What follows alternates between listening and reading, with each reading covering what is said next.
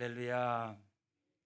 오늘 이 밤에도 하나님 말씀이 잘 들리고 또 잘 이해가 되어지는 시간이 되어지기를 축복합니다. 제가 신학적인 이야기를 먼저 하고 시작을 하려고 합니다. 일반적으로 개혁주의 신학의 그 전통 가운데는 신학의 그 구원의 여정 또는 뭐 구원의 순서 이런 것이 있어요. 언젠가 저하고 함께 구원론을 공부한 적이 있어요. 절대로 딱딱한 것이 아닙니다. 여러분들이 잘 이해를 해 주셨으면 좋겠습니다. 그 첫 번째가 뭐냐면 소명이라는 겁니다. 하나님이 나를 부르셨다.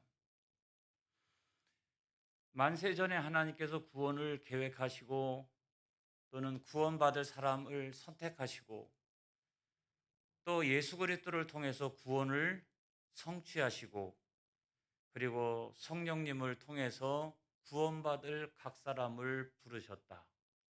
할렐루야. 그래서 전도지가 우리를 구원한 것도 아니고 또는 뭐 전도자가 우리를 구원한 것도 아니고 방송이 우리를 구원한 것도 아니라 구원의 모든 시작은 하나님의 은혜인 줄로 믿습니다.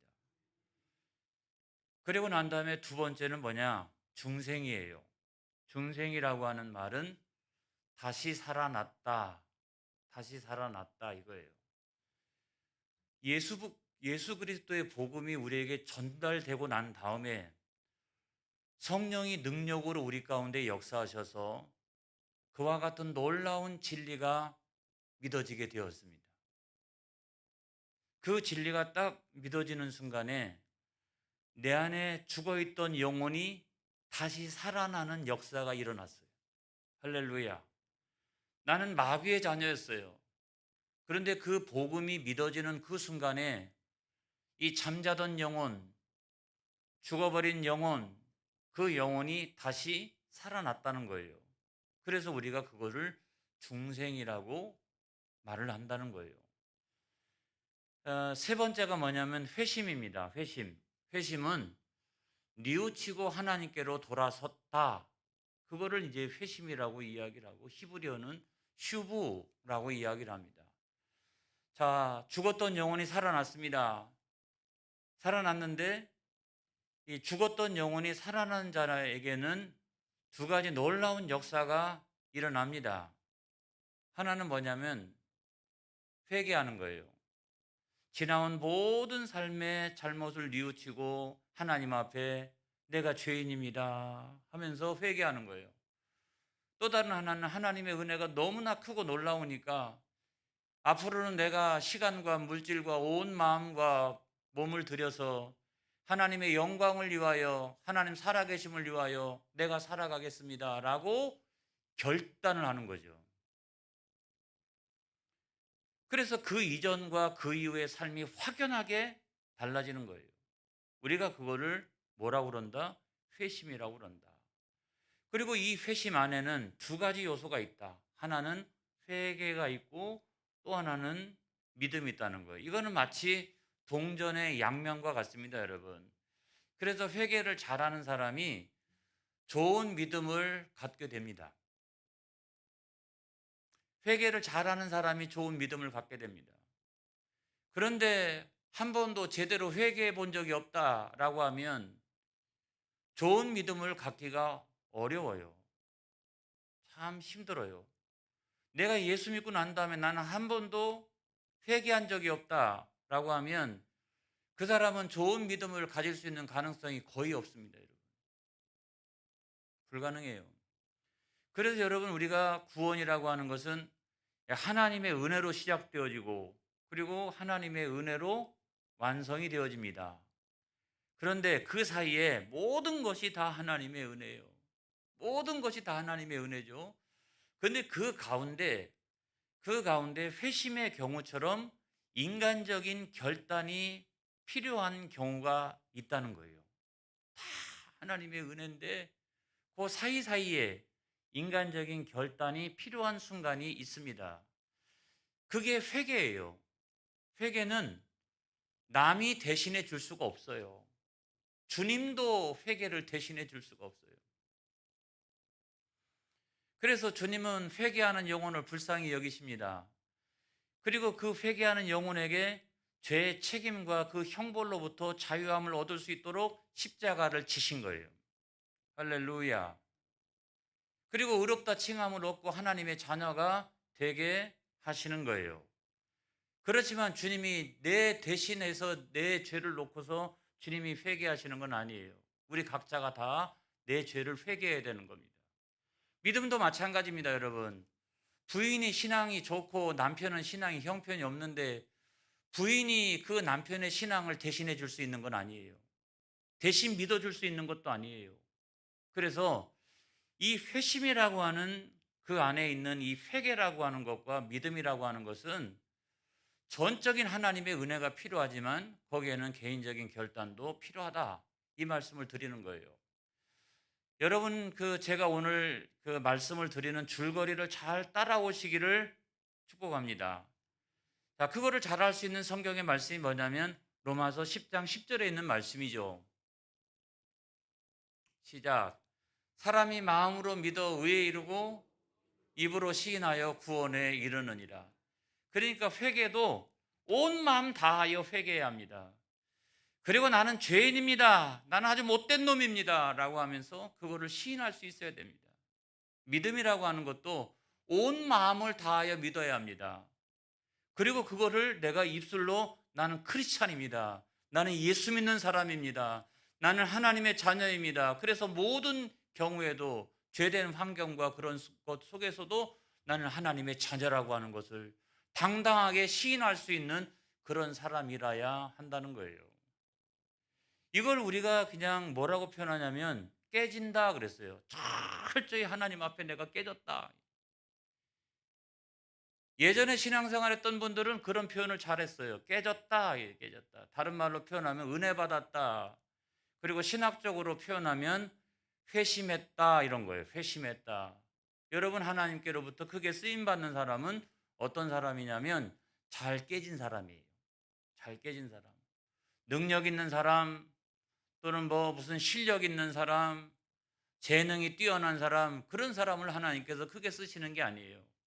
재능이 뛰어나고 능력이 뛰어난데 철저히 깨지지 않는 사람은 더 위험해요. 큰일 나요. 오히려 철저히 깨진 사람. 그래서 여러분, 타작 마당에서 곡식이 타작이 되어져야 맛있는 밥을 짓거나 음식이 될 수 있는 거예요. 할렐루야. 그리고 여러분, 아무리 비싼 향유 내가 가지고 있어. 나는 그런 사람이야. 이 값어치가 얼마나 대단한데, 그래도 그 향유를 담은 옥합이 깨져야 온 방 가득하게 하나님의 향기로 가득 찰 수가 있는 거예요. 여러분, 이걸 믿으시기 바랍니다. 깨져야 되는 거예요. 은혜 받아야 되는 거예요. 회심의 사건이 일어나야 합니다. 회심의 사건이 일어나야 돼요. 내가 예수 믿고 난 다음에 한 번도 나한테는 그런 회심의 사건이 없었다라고 하면 이거 심각한 문제인 거예요. 지금이라도 일어나기를 바랍니다. 그래서 하나님의 사람들은 다 그와 같이 깨진 사람들이었어요. 생각해 보세요. 모세 미디안에 광야 가가지고 왕자로 살던 사람이 40년 동안 양치기 목동했습니다. 철저히 깨졌죠. 그러고 난 다음에 하나님 앞에 순종하는 사람이 되어서 돌아와서 출애굽의 위대한 지도자가 된 줄로 믿습니다. 여호수아는 안 그렇습니까? 여호수아는 하나님의 은혜로 여리고성 완전히 박살나고, 그러고 난 다음에 이제 아이성 조그만 성이니까 자기 마음대로 해도 되겠다라고 생각했는데 그 전쟁에서 패배하지 않습니까? 거기서 아주 철저하게 깨지는 거예요. 그리고는 나머지 가나안 모든 정복 전쟁은 내 힘과 내 능력으로 한 게 아니라 어떻게 철저히 하나님 의지하는 가운데 하나님의 힘과 하나님의 능력으로, 그 은혜로 가나안 정복 전쟁을 마칠 수가 있었다는 거예요. 다윗도 마찬가지 아닙니까? 다윗도 사울왕을 피해가지고 광야에서 13년 동안 철저히 깨졌어요. 박살났습니다.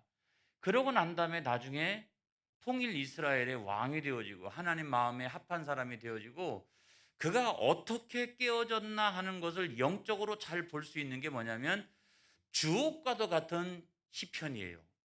거기에 다윗의 고백을 보세요. 야, 어떻게 다윗이 깨졌나?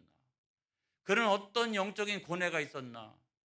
그는 그걸 어떻게 잘 이렇게 성령 안에서 정리하고 있었나? 아주 그냥 다윗의 시편을 우리가 읽어보게 되면 그 다윗이 어떤 마음으로 그 13년을 보냈는지를 우리가 잘 알게 돼요.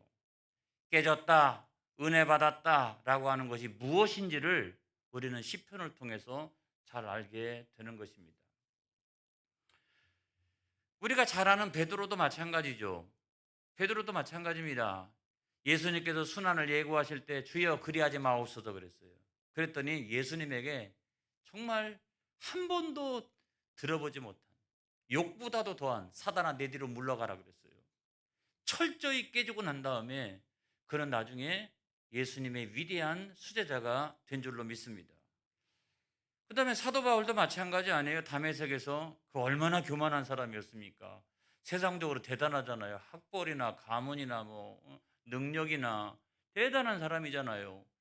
그런데 예수님을 만나고 난 다음에 철저히 깨어져 가지고 눈이 어두워져서 보이질 않았습니다. 그런데 그런 사람이 죽었다가 다시 눈이 떠졌을 때 그는 이 역사를 바꾸는 위대한 전도자가 됐다는 사실을 기억하시기 바랍니다. 그래서 내 재능, 내 능력 자랑해서는 안 됩니다. 철저히 하나님 앞에 깨어져서 하나님 쓰시기에 좋은 수단이 되어져야 하나님은 그 사람을 통해서 놀라운 역사를 일으키신다는 거예요. 깨어져야 되는 거예요. 제가 신학대학에 들어갔을 때 가장 먼저 한 일은 기도하는 일이었어요. 야, 겁이 나는 거예요. 목사가 된다는 게. 그래서 우리가 모여서 기도할 때 가장 먼저 기도한 것은 뭐냐면 이 세상과 나라를 위한 거예요. 하나님 아버지 세상을 치유하여 주시고 세상을 변화시켜 주시고 이 나라가 복음화되게 하여 주시옵소서 간절히 기도하고, 두 번째 기도는 뭐냐면 개인적인 기도죠. 그때에 내가 쓰임받는 목회자가 되게 하여 주시옵소서. 그래서 처음에는 막 엄청난 거를 놓고서 그 하나님 앞에 기도했는데 나중에는요, 얼마간 기도하다 보면 그게 아니에요. 그런 건 다 어디로 갔고 그냥 눈물샘이 터지고 콧물샘이 터져가지고 그냥 울고 있는 거예요. 그냥 울고 있는 거예요. 그냥 울고 있는 거예요. 왜 우는지도 모르겠어요. 왜 우는지도. 그런데 지금 가만히 생각해 보면 그 사건을 통해서 하나님은 이 어린 신학생들에게 회심을 체험하게 하신 줄로 믿습니다. 철저히 그런 거 다 깨어지게 하고 온전히 하나님 앞에 순종하는 그 하나님 쓰시기에 좋은 도구가 되게 하셨던 거예요. 그러니까 괜히 그냥 밤새도록 울고 통곡하고 땡굴땡굴 구르고 그렇게 했던 거예요. 그게 여러분 회심이었다는 겁니다. 그런데 뭐가 깨어져야 하느냐? 그건 뭐냐면 내 못된 자아가 깨어져야 합니다. 그게 바로 죄성이에요. 내 안에 살아있는 죄성. 가끔 여러분 이런 얘기를 우리가 많이 듣습니다. 어, 우리가 나는 교인입니다. 나는 하나님의 자녀입니다. 이렇게 이야기하는데 교인이 되기보다 먼저 인간이 되어라. 이런 말을 들을 때가 있어요. 이건 아주 심각한 얘기죠. 이건 아주 심각한 얘기예요. 그 얘기는 뭐냐면 교인이 되긴 됐어요. 그러니까 예를 들면 소명도 받았고 예수 그리스도를 믿었어요. 그런데 아직도 여전히 나는 세상적이고 이기적이고 욕심도 많고 영악하고 이런 사람으로 내가 살아간다라고 하면, 자, 소명도 받고 중생의 역사도 일어났지만 세 번째로 아직 뭐가 이루어지지 않은 거예요? 하나님 앞에서 진심으로 회심이 일어나지 않은 거예요. 근데 이게 왜 중요하냐? 여러분, 이것이 구원에 있어서 굉장히 중요한 일이라고 하는 것을 제가 말씀드리려고 하는 것입니다, 여러분. 자, 회심이 일어나야 의롭다 칭함을 얻습니다. 의롭다 칭함을 얻어야 하나님의 양자가 됩니다. 그리고 성화의 길을 갈 수가 있습니다. 성화의 길을 쭉 가다가 그게 바로 신앙의 길이죠. 그 길을 가다가 내가 어떻게 감히 저 천국 거기에서 내가 영화롭게 되느냐? 그거는 하나님께서 나를 은혜로 견인해 주시기 때문에 가능한 거예요. 나는 성화의 길을 쭉 가는데 이걸 가지고 내가 완전한 의에 이룰 수 없어요. 내가 가장 완전한 영화로운 상태가 될 수 없습니다. 그렇기 때문에 우리는 예수 믿고 죄 사함 받고 하나님이 견인해 주셔야 성화의 길을 갔다가 나중에 영화의 단계로 이르게 되는 거예요. 그래서 우리가 구원이 완성되는 거예요. 근데 그 사이에 있는 이것이 얼마만큼 중요한가? 회심이 얼마만큼 중요한가? 야곱의 경우를 한번 생각을 해보겠습니다. 자, 야곱의 경우를 생각해 보면 자기 형한테 팥죽 한 그릇 가지고 장자권을 샀습니다. 장자의 명분 샀죠. 저는 그거는 선한 욕심이라고 생각합니다. 이 장자권에 대한 욕심이 있어야죠. 구원에 대한 욕심이 있어야죠. 영생과 천국에 대한 욕심이 있어야 되죠. 그런데 그걸 이루기 위한 수단과 방법을 생각해 보면 나중에는 자기가 변장을 하고서 애서인 것처럼 그렇게 해가지고 아버지 속이고 자기 형을 속였단 말이죠. 이렇게 보면 그런 생각이 드는 거예요. 야, 교인 되긴 됐는데 아직 인간이 안 됐구나. 이게. 아까의 표현으로 그대로 옮기면 죄송합니다만은 아무튼 교인이 됐어요. 근데 아직 인간 된 거는 멀었다. 이런 생각이 든다고요. 그래가지고 외삼촌 라반의 집으로 갔습니다. 제대로 임자를 만났죠. 그죠? 자기보다 더한 사람 만났어요. 그래가지고 20년 동안 거기서 배운 게 뭐냐면 인내를 배웠어요. 인내. 옛날 같으면 머리가 얼마나 잘 돌아가는지 잔꾀, 영악함 이런 것이 대단한 사람이 야곱 아닙니까? 그래서 원래 야곱이라고 하는 말은 사기꾼 뭐 이런 것과 비슷한 거예요. 그런데 그런 사람인데도 불구하고 거기서 20년 동안 있으면서 잘 참고 있는 야곱을 여러분 생각해 보세요. 무지무지하게 인간이 되어져 가고 있는 거죠. 20년이라고 하는 시간 동안에 정말 많은 변화가 그 가운데 있었습니다. 그런데 나중에 그 외삼촌 라반의 집에서 나오게 되고 또 아버지 집으로 돌아가게 될 때에 외삼촌 라반이 쫓아오지 않습니까? 드라빔 때문에 쫓아오다가 드라빔이 발견이 안 되니까 오히려 역으로 야곱이 막 외삼촌을 책망하는 그 장면을 보면 야, 야곱이 겉으로는 많이 변했지만 속 사람은 여전히 그 야곱이구나 하는 생각이 들어요. 그거 20년 동안 꼭꼭 참으면서 다 기억해 놓고 다 계산해 놓고 그래야 손익분기점이 어딘가 뭐 이런 것까지도 다 이렇게 생각해 놓고 있었던 그 사람이었어요. 그러니까 겉사람은 변화했다 할지라도 속사람은 여전히 야곱이었던 거예요. 이 야곱. 근데 그 야곱이 드러나는 순간이 언제였느냐? 위기를 만났을 때.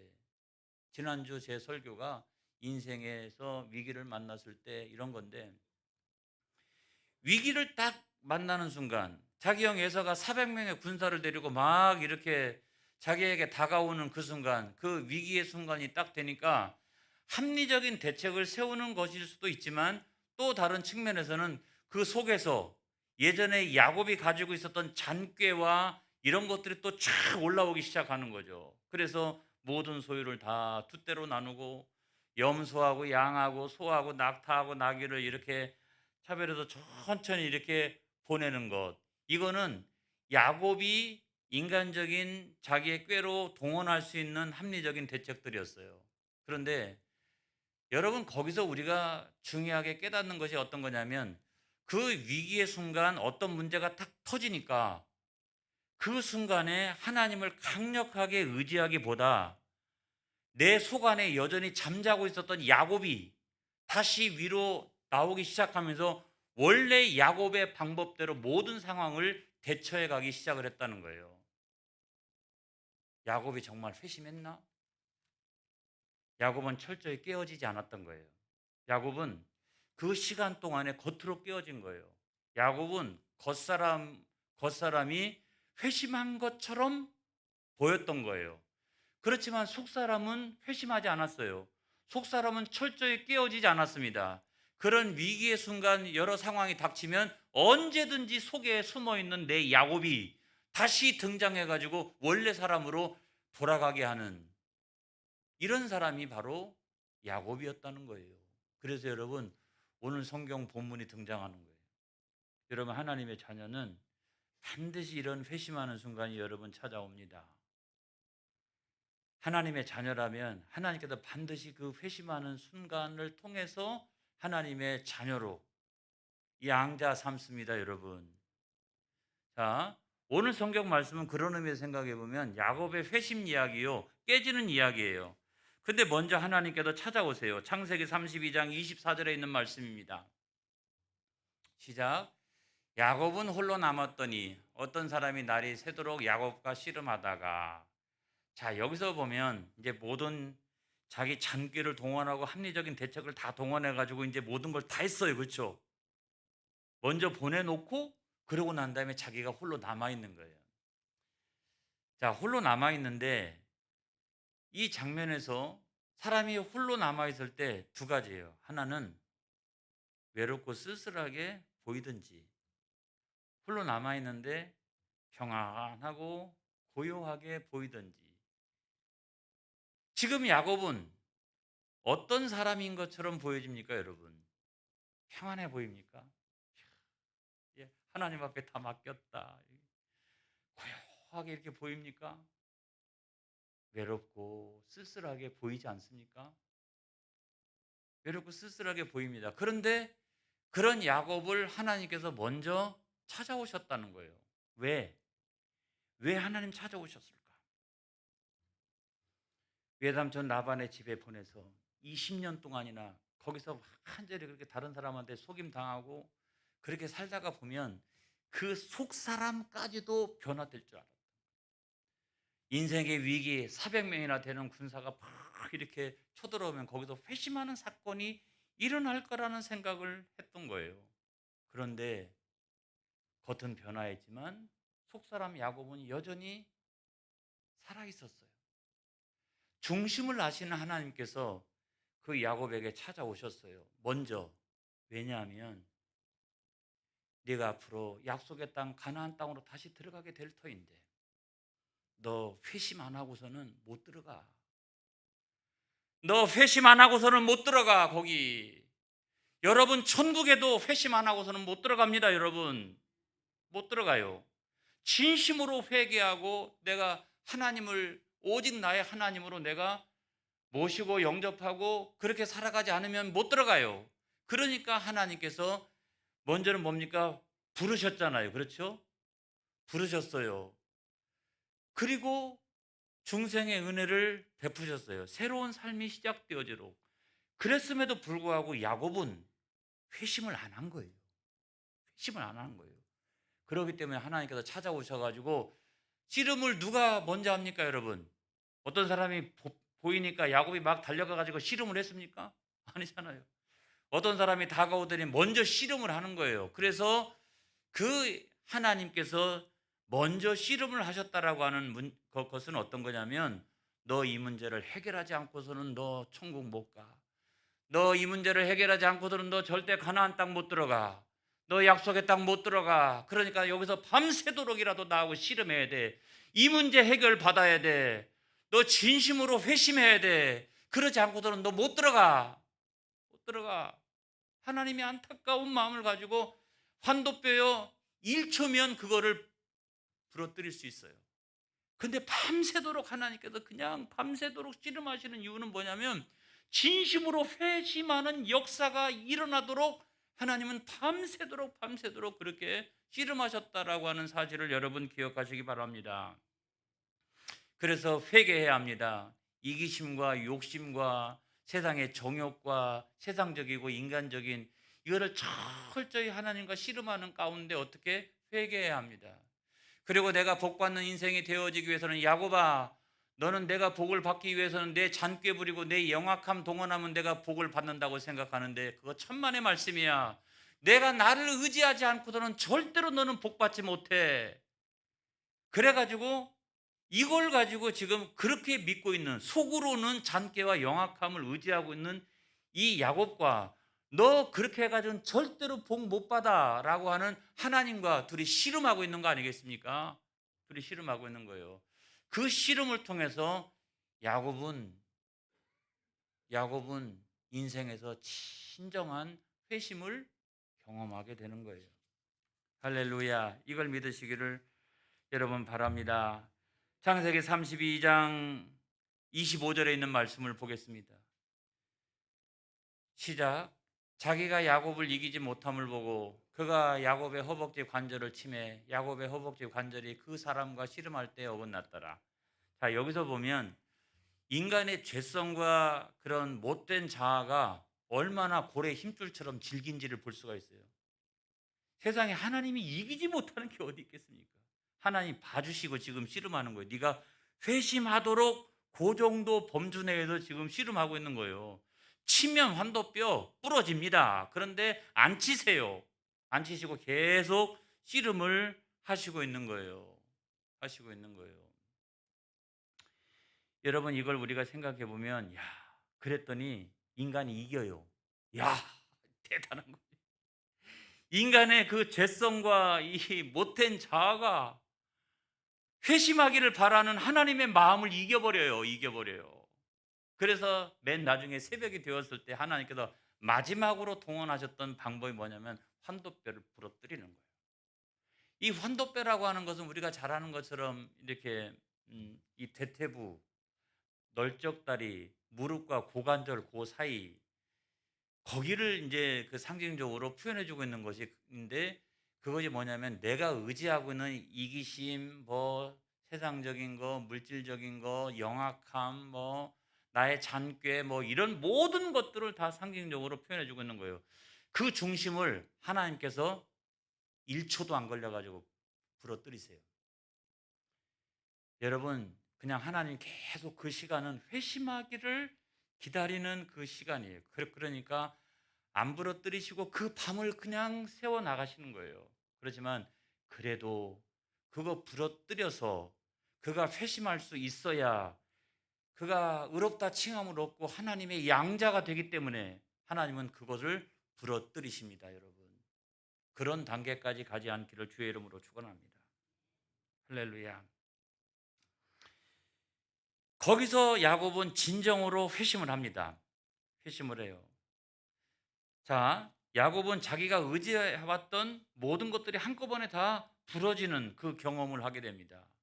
그래서 거기서 하나님 내가 잘못했습니다. 내가 회개합니다. 이제는 하나님만 의지하면서 살아가겠습니다. 그래요. 창세기 32장 26절에 있는 말씀입니다. 시작. 그가 이르되 날이 새려하니 나로 가게 하라. 야곱이 이르되 당신이 내게 축복하지 아니하면 가게 하지 아니하겠나이다. 이게요, 창세기 28장 15절에 있는 말씀만큼이나 중요해요. 왜냐하면 이 26절에 있는 말씀이 야곱이 회심하는 순간이거든요. 자, 다 끝났으니까 하나님께서 나 이제 간다 그러는 거예요. 근데 막 그냥 붙들고 늘어지는 거예요. 하나님을 감금하고 있는 게 아니에요, 여러분. 붙들고 늘어지고 있는 거예요. 하나님 아버지, 내가 죄인입니다. 내가 잘못했습니다. 내가 용서해 주세요. 그래가지고 자기 속에 있는 자기 숨겨진 야곱까지도 다 드러내놓고 하나님 내가 잘못했어요. 다시는 그렇게 살아가지 않겠어요. 나를 용서해 주세요. 이제는 하나님만 의지하면서 내가 살아가겠습니다. 라고 하면서 야곱이 전심으로 회심하는 그 순간이 오늘 26절에 있는 그 성경의 말씀입니다. 여러분, 드디어 이 회심을 하나님께서 확인하시고 이름을 바꿔주세요.